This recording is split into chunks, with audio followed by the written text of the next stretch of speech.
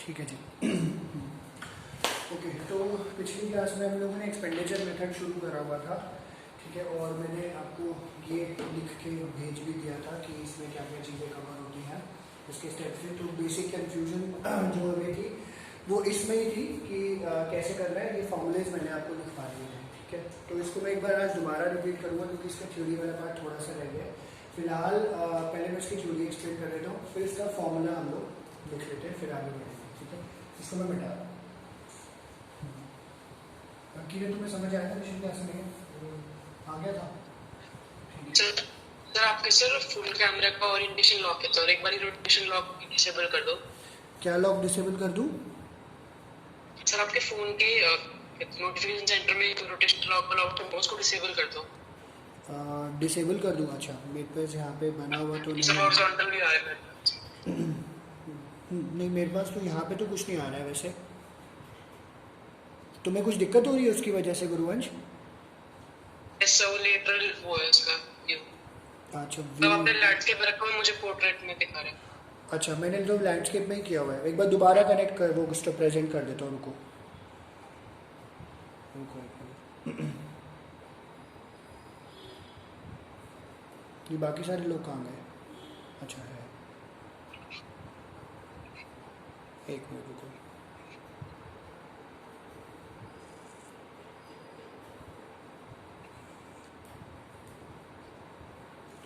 इसका सर अभी भी वैसा ही आ रहा है। एक मिनट देख लेते हैं। अब देखो, अभी भी वैसे ही आ रहा है सर। अच्छा, मैं तो ऐसे ही, यहाँ पे तो और कोई ऑप्शन नहीं आ रहा है गुरुवंश मेरा। सर आपका नोटिफिकेशन सेंटर से आप लॉग करोगे ना, रोटेशन लॉक वाला आता है हर फोन में जैसे होता है, वो रोटेशन लॉक को डिसेबल कर दो। पर मेरे को ऑप्शन भी तो नहीं आ रहा ना नोटिफिकेशन वाला। एक सेकंड रुको, ब्लॉक कर दूँ ना, कंटिन्यू टू शो नोटिफिकेशन, इसको ब्लॉक कर दूँ? नहीं, कंटिन्यू शो नोटिफिकेशन नहीं सर। सर अपने फोन की स्क्रीन के ऊपर स्वाइप डाउन करते हैं, हाँ हाँ, कंट्रोल सेंटर आता है ना, कंट्रोल सेंटर में रोटेशन लॉक को डिसेबल कर दो। ठीक है, मैं देखता हूँ, रुको, होल्ड कर।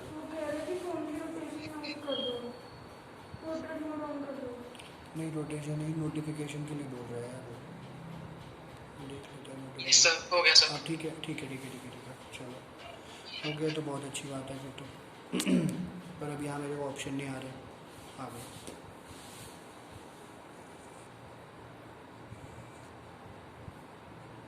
अब ठीक है, बेटर है थोड़ा सा। Yes sir.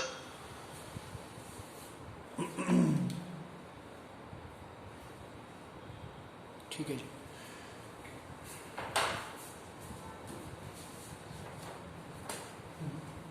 तो हम लोग जो है एक्सपेंडिचर मेथड कर रहे थे, और इसका मैंने आपको न्यूमेरिकल वाला पोर्शन तो बता ही दिया था, ठीक है।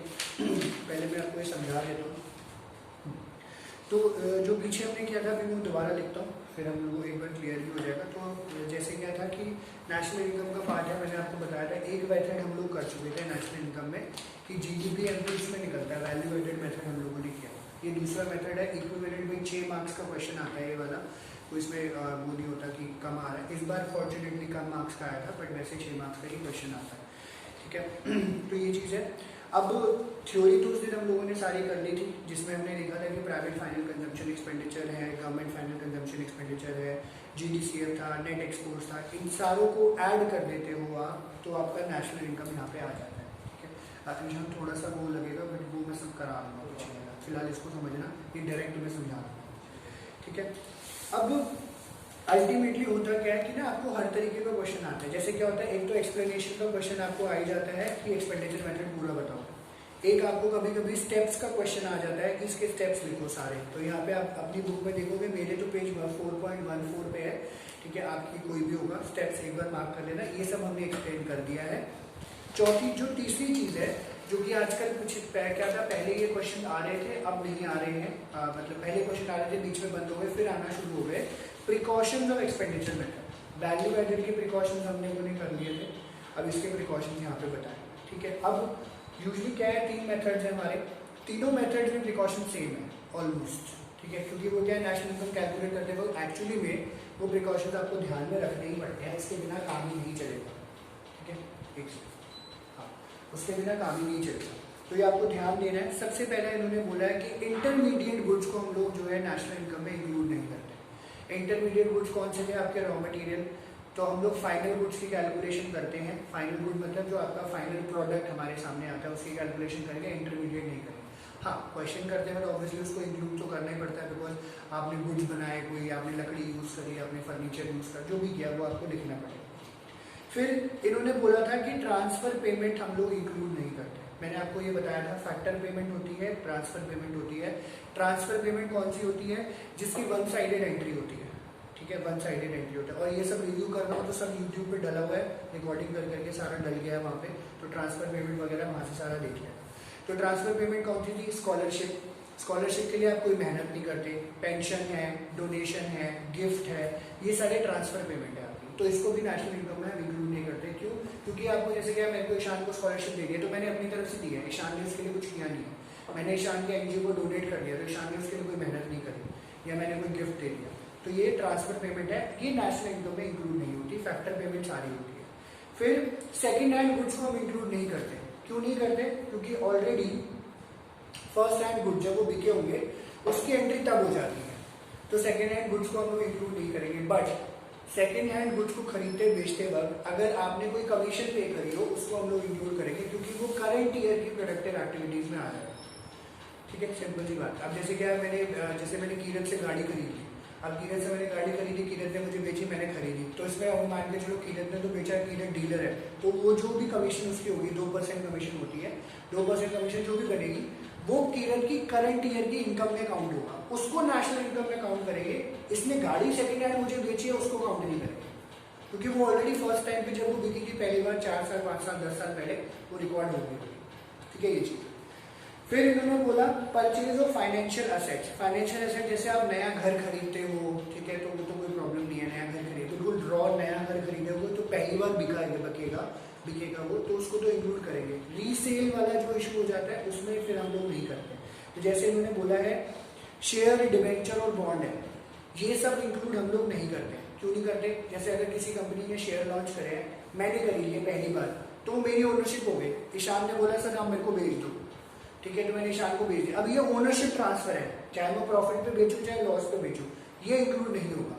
बट ईशान को बेचते बेचते मेरी प्रियांशी ने डील कराई थी, उस पर उसकी 1000 रुपये कमीशन बच गई, तो कमीशन बन गई, वो प्रियांशी की करंट ईयर ऑफ इनकम में इंक्लूड हो जाएगा, उसको हम इंक्लूड करेंगे। ये सेल परचेज इंक्लूड नहीं करेंगे, एनी कमीशन। तो ये इन्होंने बोला है कि ये जो फाइनेंशियल है, पेयर पेपर क्लेम्स है, एनी कमीशन और brokerage on such financial asset as is included in the productive sale service of the current year.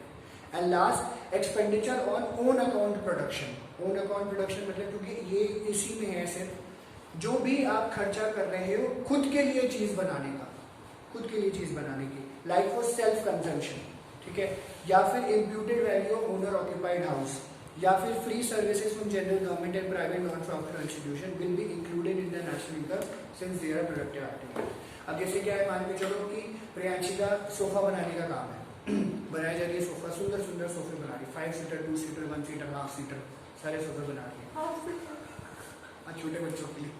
ठीक है, अब इसमें क्या होगा, अगर उसने बोला मुझे अपने घर के लिए सोफा बनाना है, तो सोफा बना दिया उसने अपने घर के लिए, तो घर के लिए सोफा, अगर वो घर के लिए नहीं बनाती तो वो सारा रॉ मटेरियल कहाँ जाता, मार्केट में बिकने के लिए बेचती, तो उसको हम लोग इंक्लूड करेंगे। ठीक है, तो ये प्रिकॉशंस आपको ध्यान में रख के चलनी है। ये आजकल प्रिकॉशन जो है 4 मार्कर के क्वेश्चन आपके आ रहे हैं। ठीक है, तो आपको ये ध्यान रखना है कि क्या क्या प्रिकॉशन है, और एप्लीकेशन बेस्ड क्वेश्चन भी आ जाता है, ये वाली आइटम इंक्लूड होगी कि नहीं होगी, ये वाली आइटम इंक्लूड होगी कि नहीं होगी, ये आपको ध्यान देना है। ठीक है जी, ये प्रिकॉशन है। बुक मेरी बुक में तो 4.15 पे, आपकी बुक में जहाँ मर्जी दिया होगा, हाँ, तो वो आप देख लीजिएगा। ठीक है, तो ये आपका था एक्सपेंडिचर मेथड। अब मैं इसका एक बार ध्यान से, अब आप ये लिख लेना एक बार, ठीक है, जो हमें न्यूमेरिकल्स करते वक्त यूज करना है। तो हम लोग पढ़ रहे हैं एक्सपेंडिचर मेथड, ठीक है, नेशनल इनकम का एक्सपेंडिचर मेथड, इससे नेशनल इनकम निकलता है। जैसे क्वेश्चन क्या आ जाता है कि calculate national income from expenditure method, calculate national income from income method, calculate national income from value added method. मैंने शुरू में जब हम पढ़ रहे थे तो मैंने आपको बताया था तीनों मेथड से आंसर सेम आता है, तीनों मेथड से आंसर सेम आएगा। हाँ, बस उसमें जो फाइनल आंसर हर पार्ट का निकलता है वो डिफरेंट होता है, बस और कोई डिफरेंस नहीं होता। तो जैसे मैंने आपको इसमें क्या बोला था, एक्सपेंडिचर मेथड में आपका निकलता है final answer GDP/MB, gross domestic product है मार्केट प्राइस। पिछले में लिखते ना है, ये लिखना पड़ेगा, बुक नहीं है ना, वो कोई बात नहीं, अभी फिलहाल इसको लिख लो। ठीक है, तो एक्सपेंडिचर मेथड से फाइनल आंसर GDP/MB निकलता है। और मैंने आपको ये भी बताया था कि क्योंकि नेशनल इनकम अब जैसे क्या है, अगर आपको फॉर एग्जांपल NDP/FC निकालना है, ये मैंने आपको सिखा दिया था, तो ये हमारी क्या हुई, डोमेस्टिक इनकम। ठीक है, तो अगर GDP/MB हमें गिवन है, क्योंकि इससे हमारा आंसर आएगा, तो जो आंसर आएगा वो अंदर लिखते हैं और जो आंसर जो हमें निकालना है वो बाहर लिखेंगे। तो हमें ग्रॉस से नेट पे जाना है, तो डेप्रिसिएशन माइनस। ठीक है, अब इसमें डी सेम है, इसको कुछ नहीं करेंगे, PP सेम है, मार्केट प्राइस से फैक्टर कॉस्ट पे जाना है, तो NIT माइनस हो जाएगा। दोबारा कर रहा हूँ ताकि रिकॉल हो जाए, बच्चों को कंफ्यूजन हो जाती है। इसको हम लोग याद रखना, ईशान तुम भी, डोमेस्टिक इनकम को NDP/FC बुलाते हैं।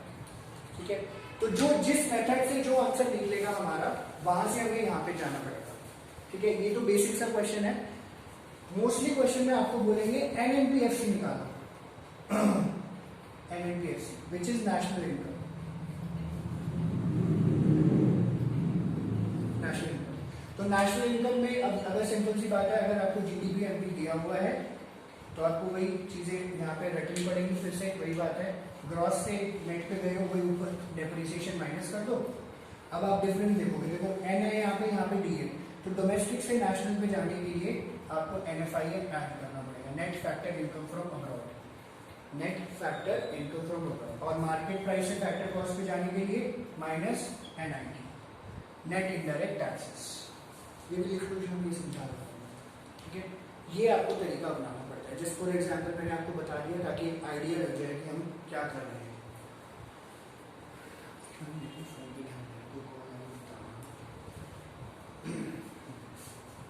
ठीक है, तो यूजुअली आपको नेशनल इनकम निकालने के लिए देते हैं, आप ये वाला मेथड से टोटल करोगे जो ये आंसर आएगा, यहाँ से आपको यहाँ पे पहुंचना है, तो इसको अंदर लिखो, जो भी है, 1000 है, 9000, 5000, 10000 अंदर लिख लो। फिर ग्रॉस से नेट में जाने के लिए ये फॉर्मूला आपको अपनाना पड़ेगा और आपको फिर फाइनल आंसर नेशनल इनकम या फिर डोमेस्टिक इनकम आ जाएगा। वैल्यू एडेड था ना, वैल्यू एडेड इनकम तो यही नहीं, तो वैल्यू एडेड में GVA था ना, वो तो वैल्यू एडिशन के पॉइंट से किया हुआ था ना हमने, उसमें मतलब मेथड तो यही था, तरीका तो यही अपनाया था। तरीका यही था, बट मेरे को उस टाइम भी यही पूछना था कि जैसे आपने यहाँ पे स्टार्टिंग ही दोनों फॉर्मूले में NDP/MB से किया, तो GDP/MB, तो उसमें आपने कुछ अलग किया था। हाँ, उसमें GVA होगा, बस ये डिफरेंट। इसमें देखो ऐसा है, 3 मेथड्स है, 3 मेथड्स में जो फाइनल आंसर आता है उसको हम अंदर लिखते हैं। ठीक है, अब ये GDP/MB एक्सपेंडिचर मेथड से फाइनल आंसर आता है, वैल्यू एडेड से भी GDP/MB आता है, इसलिए मैंने दोनों सेम साथ साथ करा दिए ताकि याद रहे, क्योंकि इनकम मेथड डिफरेंट है, वहां पे कोई और आंसर आएगा। ठीक है, अब GDP/MB अगर आपको गिवन है, आंसर निकालिए, वहां से आप NNP/FC निकालो या NDP/FC निकालो, आपको अंदर रख के रखना है और उसमें से ग्रॉस में से नेट माइनस को डेप्रिसिएशन और बाकी सब ये। वहां पे वैल्यू एडेड में क्या था, GVA अगर दिया होगा, अब अगर GVA दिया होता GDP/MB तो हमें NDP/FC निकालने के लिए बोला होता, जब वैल्यू एडेड वाला आएगा तो नेट वैल्यू वाला निकालने के लिए बोला होगा, जब GDP होगा तो NDP/MB बोलेंगे। हाँ, आंसर सेम ही आएगा, आंसर सेम आएगा, आंसर सेम। अब आई बात, ये नहीं आई बात, सर नहीं आई पक्का। वहां पे सिर्फ वो वैल्यू एडेड और GDP का फर्क है। वैल्यू एडिशन मैंने तुम्हें समझाया नहीं था, प्राइमरी सेक्टर में टर्शियरी सेकेंडरी वाला तीनों को ऐड करके वैल्यू एडेड तीनों को ऐड करेंगे, फिर GDP आता है, वरना आप सीधा GVA ले लो या GDP ले लो, चलेगा, क्वेश्चन की डिमांड के हिसाब से। हाँ, क्वेश्चन की डिमांड के हिसाब से मैंने कहा। ठीक है, ये चीज है। तो ये आपका बेसिक सा जो पार्ट है, जो आपको ये समझना है। ठीक है, शायद ये तुम्हें डायरेक्टली यहाँ पे जंप करना पड़ेगा कुछ फिलहाल के लिए, ये समझाऊंगा आपको। ठीक है, अब इसका जो फॉर्मूला है इसको मैं मिटा रहा हूँ। तो फॉर्मूला मैं दोबारा लिख रहा हूँ आप लोगों के लिए, ताकि आप रिकॉल कर पाओ कि हमने किया क्या था। ठीक है जी, तो सबसे पहली बात जो उसका फर्स्ट जो है वो है प्राइवेट फाइनल कंजम्पशन। बुक में सब लिखा हुआ है, मैं शॉर्ट फॉर्म में लिख रहा हूँ। हाँ लिखा हुआ, प्राइवेट फाइनल कंजम्पशन एक्सपेंडिचर, इसको शॉर्ट फॉर्म में आप PFCE लिख सकते हो, ठीक है। इसमें प्लस करोगे second item which is government final consumption expenditure, इसको शॉर्ट फॉर्म में आप GFCE लिख सकते हो,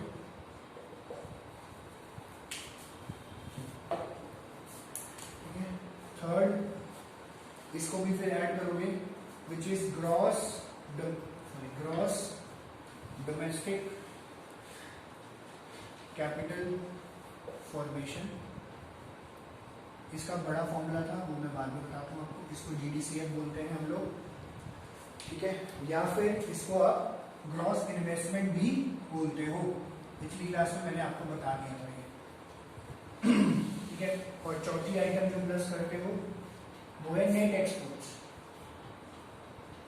नेट एक्सपोर्ट्स, ठीक है। नेट एक्सपोर्ट्स में यही लिख देता हूँ, ठीक है। X माइनस M लिखते हैं इसको, ठीक है। X represent total exports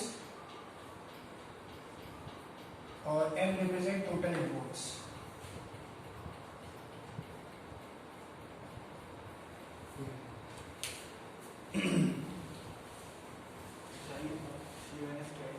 consumption,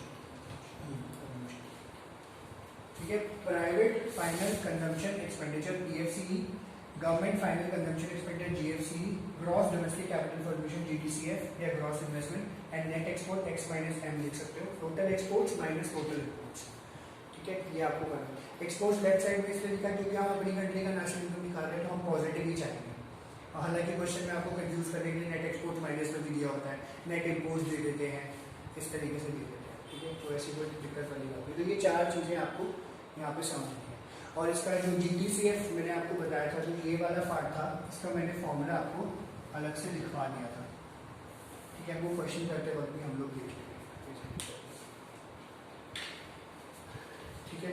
इसका जो ग्रॉस डोमेस्टिक कैपिटल फॉर्मेशन का जो बेसिक फॉर्मूला है सिर्फ वो लिख देता हूँ मैं यहाँ पे। GDCF अगर आपको निकालने के लिए बोल रहे होते हैं तो इसका फॉर्मूला हो जाता है आपका gross fixed capital, gross fixed capital formation plus change in stock, ठीक है। या फिर इसको इन्वेंट्री इन्वेस्टमेंट के नाम से भी जाना जाता है, inventory investment,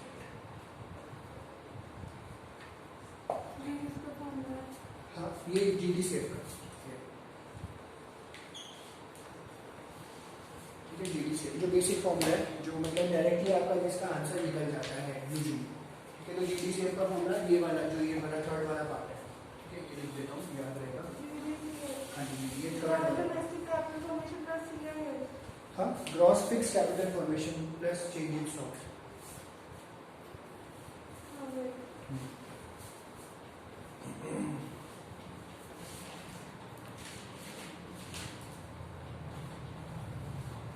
change in stock को इन्वेंट्री इन्वेस्टमेंट भी बोलते हैं। आपको दूसरे दूसरे नाम भी याद रखने पड़ेंगे ताकि क्लैरिटी रहे कि आंसर मतलब क्वेश्चन की डिमांड क्या है।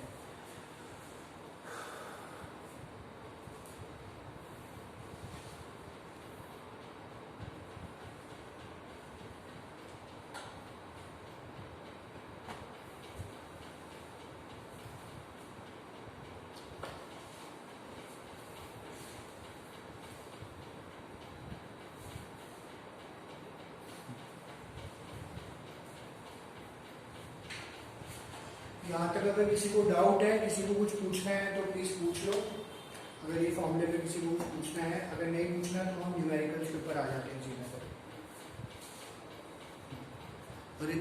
रितिका है यहाँ पे, दीपिका, वंशिका, गुरुवंश, अंकित, किसी को कुछ पूछना है यहाँ तक इसमें?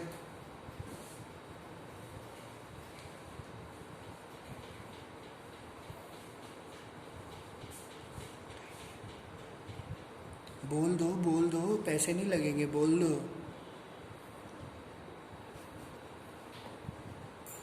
क्या बोल रहे हैं? अरे समझ आ गया कि नहीं आया?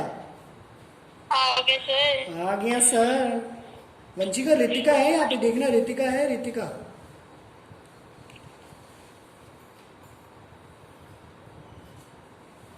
सर नहीं है सर। Okay bye.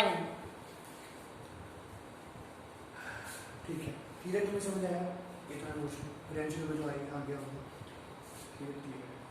ईशान इतना समझ आया? ठीक है, तो ये एक तो बेसिक है, वीडियो रिकॉर्ड हो रही है पैरेलली, तो ये आप इसको रिव्यू कर सकते हो। अब हम इसके एक क्वेश्चन करेंगे जो कि मैं कर रहा हूँ, ठीक है, एक बार समझेंगे कि कैसा क्वेश्चन आपको आता है। एक्सपेंडिचर मेथड के हल्के से ट्रिकी क्वेश्चन होते हैं और मैंने आपको पिछली क्लास में बता दी है वो ट्रिक यहाँ खींची जाती है, ठीक है।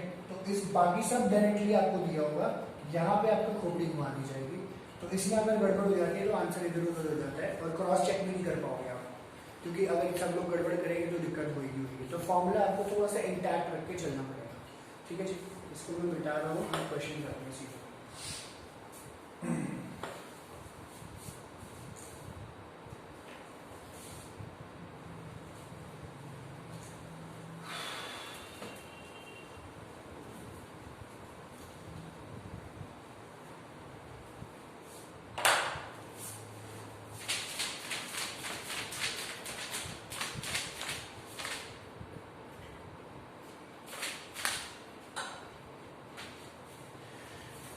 पहले मैं जरा कुछ एक बेसिक सा क्वेश्चन है वो आपके लिए कर देता हूँ। आप पेज नंबर, मैं क्वेश्चन भी लिख दूंगा 4.446 उसमें प्रैक्टिकल्स दिए हुए एक्सपेंडिचर मेथड पे, वहीं से शुरू है एक्चुअली टॉपिक, ठीक है। मैं क्वेश्चन भी लिख देता हूँ ताकि एक आइडिया लग जाए, ये बड़ा बेसिक सा क्वेश्चन है, ठीक है। तो आपको थोड़ा सा एक आइडिया लग जाएगा कि क्वेश्चन होएगा कैसे। उसके बाद फिर हल्का सा एक ट्रिकी वाला भी कर दूंगा ताकि वो भी क्लियर हो जाए। अब जैसे इसमें आपको देखो वही क्वेश्चन तो वही रहता है, सिंपल सी बात है कि कैलकुलेट, ईशान इसको लिख लेना, ठीक है, जीडीपी एमपी। अब जीडीपी एमपी निकालना है तो एक्सपेंडिचर मेथड से क्या निकलता है, जीडीपी एमपी, एक्सपेंडिचर मेथड से जीडीपी एमपी निकलता है। एग्जाम्पल 27 है, आपके लोगों की बुक में एग्जाम्पल 27 होगा, ठीक है। अब इसमें देखो आइटम दिए हुए हैं शॉर्ट